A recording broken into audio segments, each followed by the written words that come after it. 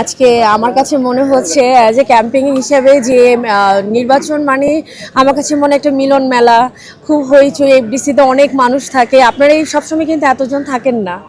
হ্যাঁ, সো আজকে নির্বাচনের উদ্দেশ্যে কিন্তু আমরা এতজন একসাথে হওয়া। সো আপনাদেরকে দেখছি, আপনারা আমাদেরকে দেখছেন, সো সব কিছু মিলে খুবই ভালো লাগছে, অনেক বেশি ভালো লাগছে। আর এট দ্য ফার্স্ট টাইম আমি এত জীবন ভোট দিয়ে এসেছি। এত জীবন বলতে কি, আমার ক্যারিয়ার মানে মিডিয়া আসার পর থেকে ফার্স্ট টাইম আমি এবার প্রার্থী হিসেবে কাজ করছি। আমার প্যানেলে হচ্ছে শিবা শানু জয় চৌধুরীর প্যানেলে, আমি আছি ইসিতে কার্যনির্বাহী সদস্যতে। এই তো সবাই দোয়া করবেন।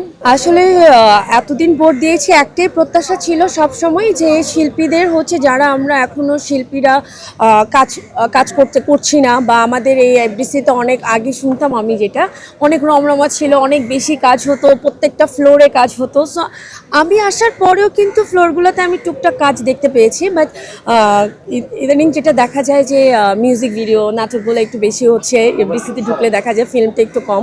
সো সেই জায়গা থেকে আমি বলবো যে ফিল্ম যাতে করে সবাই কাজ করতে পারি, আমাদের দেশীয় আর্টিস্ট যারা আছে সবাই যাতে কাজ করতে পারি, ওই সুযোগ সুবিধাটা করে দেওয়া। আসলে আমি তো প্রার্থী হয়েছি, আমি এখনো ওই ম্যাটারে যাইনি। আমি যখন পুরোপুরি যদি আপনাদের দোয়াতে যদি জয়যুক্ত হতে পারি, ডেফিনেটলি আমি তখন আপনাদের বলতে পারবো যে তহবিলের আসলে ব্যাপারটা কি অবস্থায় আছে বা কিভাবে হবে।